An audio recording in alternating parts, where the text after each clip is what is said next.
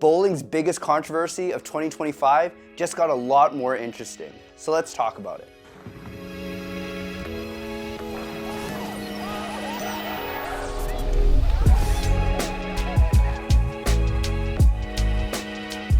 Hey guys, welcome back to JR Pro Shop Vids. Simu here, and today we're going to be talking about the newest iteration of the drama between Shawn Rash and Jason Belmonte.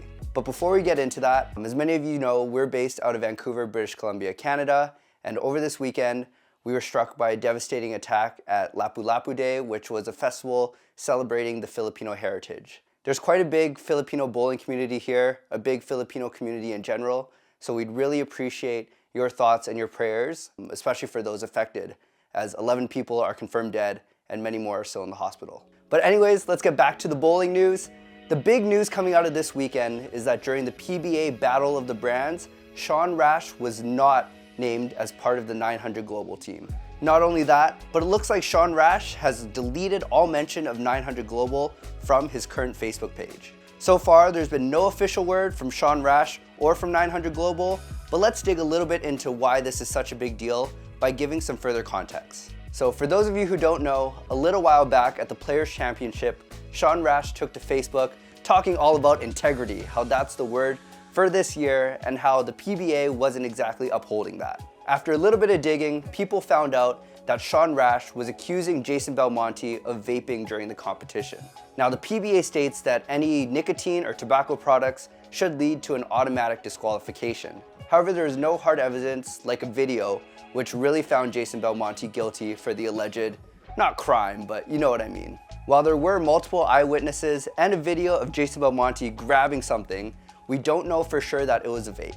Their tournament director and PBA commissioner both went directly to Jason Belmonte, and Jason Belmonte did deny all claims of vaping. As a result, Belmo was disciplined internally and he was not disqualified from the competition. Shawn Rash obviously did not like that decision and went out very publicly talking about how the PBA was not transparent and not upholding their rules. The PBA then pushed back at Rash, saying that he shouldn't publicly be questioning tournament decisions. Something to keep in mind here, for those of you who've been following bowling for a long time, Shawn Rash has a long history with Jason Belmonte.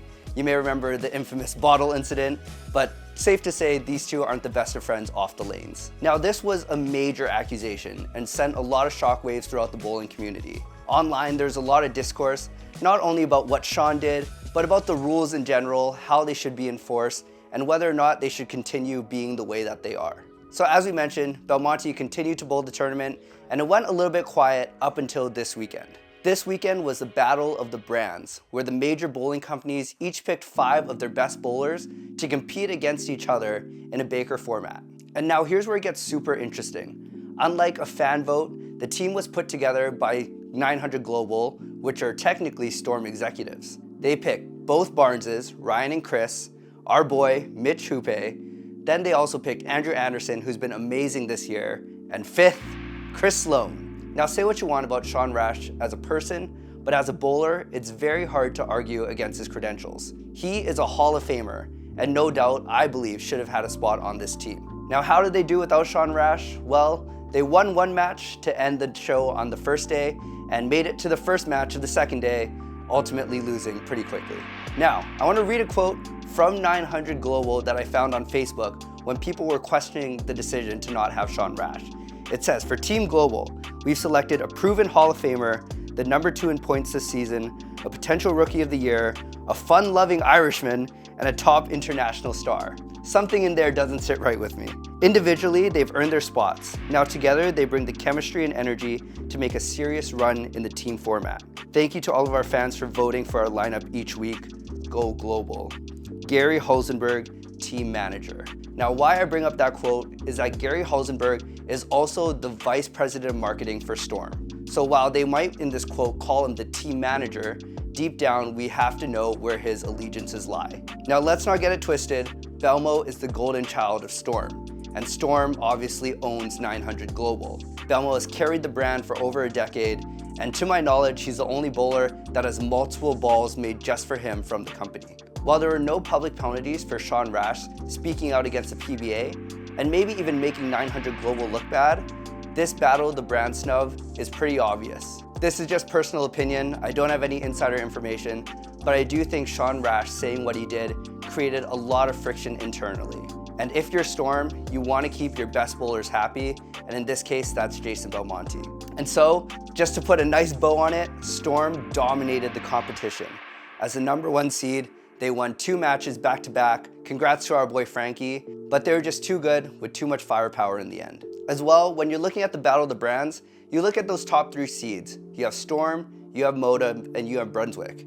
Each of those brands are what we like to call the parent company of the rest of all those smaller brands. We know that Storm and Brunswick each have multiple smaller bowling ball brands under that same umbrella, but obviously their best bowlers, and maybe you could argue their best balls, all go to those top lines. So it's very difficult to narrow down to just one question, so I want to get all your thoughts down in the comments below. Was Shawn Rash justified for calling out Belmo? Was this punishment a little bit too harsh? Is Shawn Rash even on 900 Global staff anymore?